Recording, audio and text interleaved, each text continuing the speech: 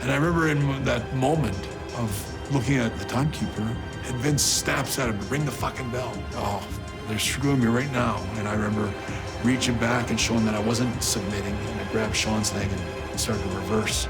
But you could hear the bell bing, ding, ding.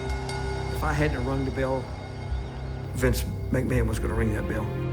And at first I was like, I want to just kill Vince. I want to just jump through the ropes and just punch him out. And I couldn't believe he did it to me after all the years that I gave him and all the matches and all the hard work. And he would disrespect me like that. You son of a bitch.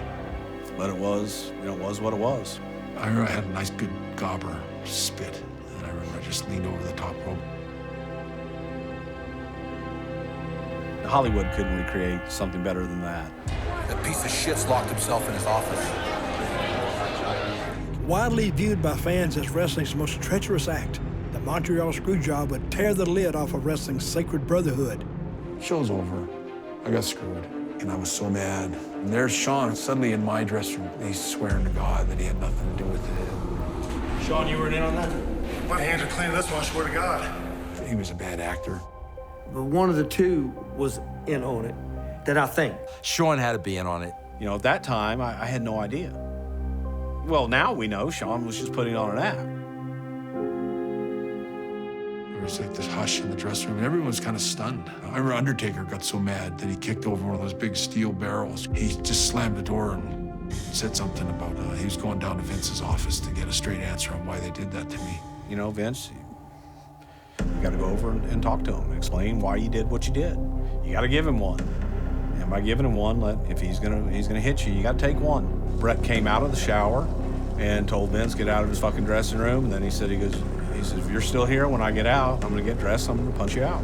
Bret finished his shower. I mean, he went back in and took his sweet ass time and finished his shower.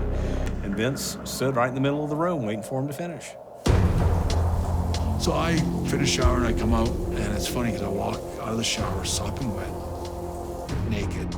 Vince said something to me along the lines of, this is the first time I ever had to lie to one of my talent, which is such a lie.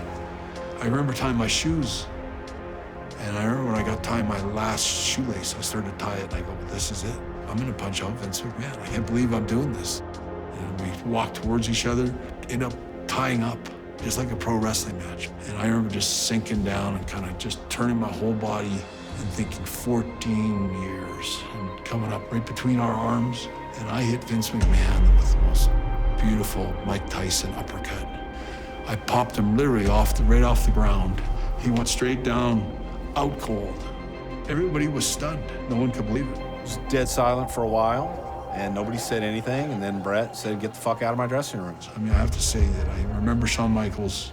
He was bawling his eyes out like a baby. And I remember thinking, I know you were in on it. And he knew it. He was like waiting for me to make my way over to him and finish him off. But I just tapped him on the shoulder and I said, Sean, thanks for the match. Or he couldn't believe that I thanked him for the match.